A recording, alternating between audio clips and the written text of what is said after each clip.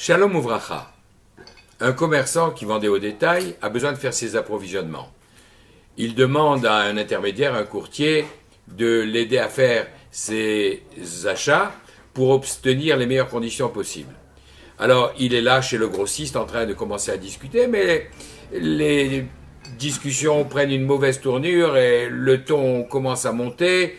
Et au bout d'un moment, la discussion explose et le grossiste dit « Je te jure que je ne te vendrai pas, c'est fini ».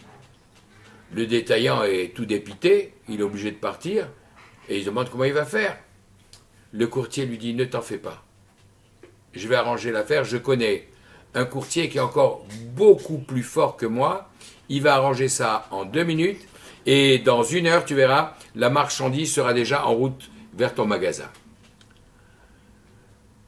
Les 2 hommes se séparent et le courtier fait demi-tour, retourne chez le commerçant, le grossiste, en lui disant « Alors tu veux plus vendre maintenant, tu renvoies tes clients ?»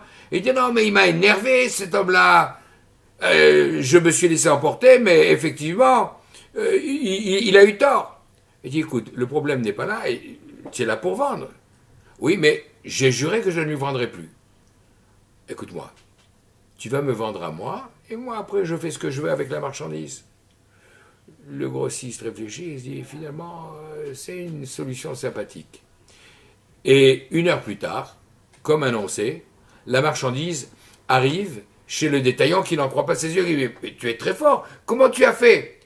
Et il dit j'ai effectivement trouvé le courtier, l'intermédiaire dont je t'avais parlé. Comment s'appelle-t-il? Il s'appelle le Yetzer Hara. Le Yetzer Hara qui à peine le grossiste avait-il juré qu'il a essayé de tout faire pour lui faire transgresser son serment. Alors, quelle est la commission que je te dois? 120 lire. Oui, mais la moitié pour toi, la moitié pour l'autre courtier. Oui, pas de problème, je vais partager avec lui.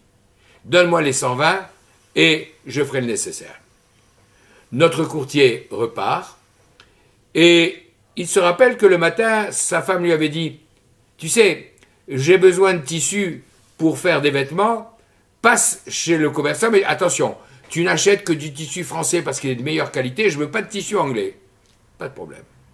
Il arrive, voit les étoffes, mais le tissu français coûte effectivement très cher. Le tissu anglais, même de moins bonne qualité, est abordable, et encore la quantité dont il a besoin, il en a pour 140 lire, alors qu'il n'en a que 120. Mais comme il est très habile de ses mains, il compte les billets et l'embrouille le commerçant et lui donne 120 pour 140. Il est tout content, repart avec son tissu, arrive à la maison, le donne à sa femme, qui regarde et lui dit « Mais c'est du tissu anglais ça ?» Il dit « Non, c'est du tissu français, je te dis. » « Mais je te dis que c'est du tissu anglais. » Il prend un livre de Torah et il dit « Je te jure sur la Torah que c'est du tissu français. » Le lendemain, notre courtier voit à nouveau le commerçant détaillant qui lui dit « Au fait, tu as payé la commission à l'autre courtier ?» Il lui dit « Non seulement je l'ai payé, mais je lui ai donné le double. » Comment ça? Le commerçant, le grossiste qui ne voulait pas te vendre, le Yetzer Hara a réussi à lui faire transgresser son serment. Moi, non seulement j'ai transgressé mon serment, mais en plus, j'ai réussi à voler 200 lire à celui qui m'a vendu du tissu.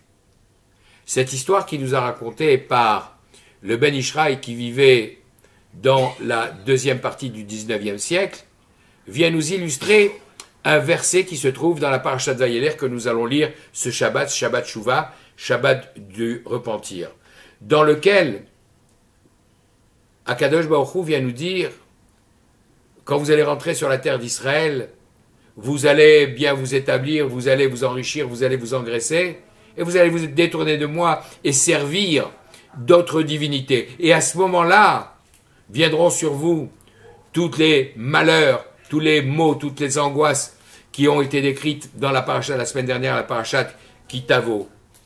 Et c'est la raison pour laquelle, dans la suite du texte, sera écrite la parachat Azinu, le cantique qui viendra témoigner, les cieux et la terre témoigner contre les enfants d'Israël qui auront transgressé leur alliance avec Dieu.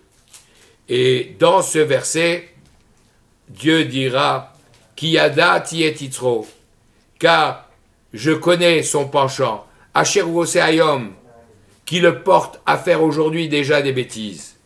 Ce mauvais penchant, effectivement, il est tellement fort que non seulement Avera goreret Avera, une transgression entraîne facilement une autre transgression, mais non seulement ça, on finit par y prendre plaisir et rajouter comme l'a fait notre courtier. Rappelons que le contraire est heureusement vrai, mitzvah goreret mitzvah, que si on arrive à inverser le processus, alors une bonne action méritera de produire une nouvelle bonne action et ainsi on pourra remonter. D'ailleurs, dans ce texte terrible que nous avions entendu dans la parasha de Kitavo, avec ces malédictions 98 qui faisaient frémir tellement elles étaient terribles, il y avait en filigrane l'antidote, ce qui permet d'inverser. Effectivement, puisque, comme le dit le roi David dans le psaume 34 au verset 20, Rabot Raot Tzadik, nombreux sont les mots qui affligent le juste. Umikulam yatzilenu Adonai, mais de tous l'Éternel l'en débarrasse. Comment? Moshe Rabbeinu, notre maître Moïse, dans ce texte terrible de la parasha de Kitavo, il a mis 676 mots, qui est la valeur numérique du mot Raot. Et dans ce texte, le mot, le nom Hachem, Yudke Vavke, dont la valeur numérique est 26, apparaît 26 fois. Et 26 fois 26, ça fait 676, la valeur numérique du mot Tsarot, malheur, mot, angoisse, difficulté. Et donc, Akadosh Baruch Hu nous dit, si vous n'écoutez pas ma voix, alors effectivement, vous aurez toutes ces choses terribles devant vous. Par contre, si vous écoutez ma voix, mon nom sera là pour vous protéger et j'annulerai ces malédictions en les transformant en bénédictions. Comme on le dit la veille de Rosh Hashanah, Tichle Shana Vekilelotea, que les malédictions, les difficultés qu'on a vécues pendant toute l'année qui s'est écoulée se terminent et que commence la nouvelle année avec ces bénédictions.